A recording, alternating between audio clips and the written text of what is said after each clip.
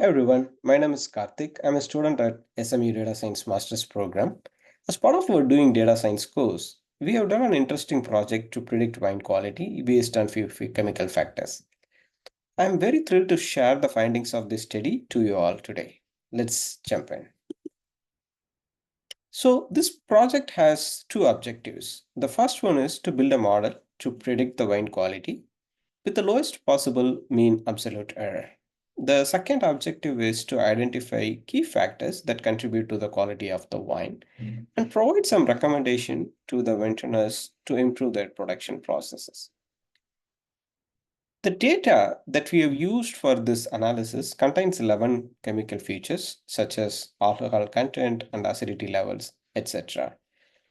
And the quality of the wines are collected from the evaluations provided by wine experts. So let's talk about the approach that we have followed for predicting wine quality.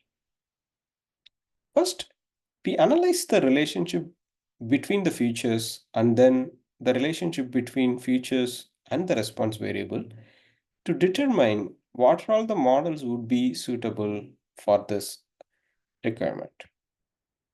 And then we build few applicable models and compared them by evaluating their mean absolute error. And then we choose the model with the lowest mean absolute error to predict the wine quality. When we did the data analysis to assess the multicollinearity between the features, we found that free sulfur dioxide and total sulfur dioxide has a very strong positive correlationship. And also, alcohol and density have a very strong negative correlation. One thing to note here is the response variable quality is not a continuous variable. So assessing relationship between quality and other features using correlation is not appropriate. And let's talk about the model selection. So as we saw earlier, quality is not a continuous variable. So linear regression is not a suitable model for this problem. So we built two models based on KNN and random forest. For both of these models, we have to do some pre-processing to handle the class imbalance in the data provided by doing oversampling. And then we did the hyperparameter tuning as well. As we can see from here, random forest has a lowest MEAE of 0.295 and has a much better accuracy of 73% compared to KNN. So we choose random forest model to predict the wine quality. And we also built an interactive dashboard for the users to provide values for these different features and see the wine quality predicted by this random forest model. Now, the second part of this project is to do the data analysis to identify the key factors that contribute to the wine quality. For this, we created a new variable called quality category, and we put wines into these three different categories. Wines with ratings less than 4 are considered as low quality. Wines with ratings between 4 and 6 are considered of medium quality. Wines with ratings above 6 are considered of high quality. And then we analyze the distribution of different features against these quality levels to determine the impact of these features on the quality of the wines. First, we looked into alcohol.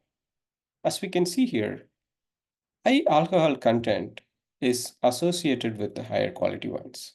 So the recommendation here is to aim for higher alcohol content around 11 to 13% by doing complete fermentation. Next, we looked at volatile acidity. Lower levels of volatile acidity is strongly associated with the higher quality wines. So the recommendation here is to keep the volatile acidity as low, below 0.4 gram per liter. Next, we looked at density. Lower levels of density is associated with the higher quality wines. This makes sense because density and alcohol have negative correlationship as we saw earlier. So both higher alcohol content and lower levels of density is associated with the higher quality wines. So the recommendation here is to aim for lower density by ensuring higher alcohol content by fermentation. Next, we looked at sulfates.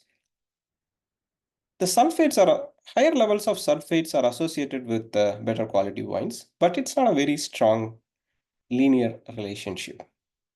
So the recommendation here is to consider slightly higher sulfate additions around 0.5 to 0.7 gram per liter.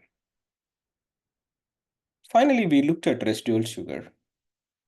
There is no clear trend in the relationship between residual sugar and the quality of the wine. But we can see here is the higher quality wines have less variations of residual sugar. So maintaining the consistency of the sugar level might be important. So the recommendation here, the focus on consistency of the residual sugar level. Finally, here are the recommendations for the vintners to improve their production processes.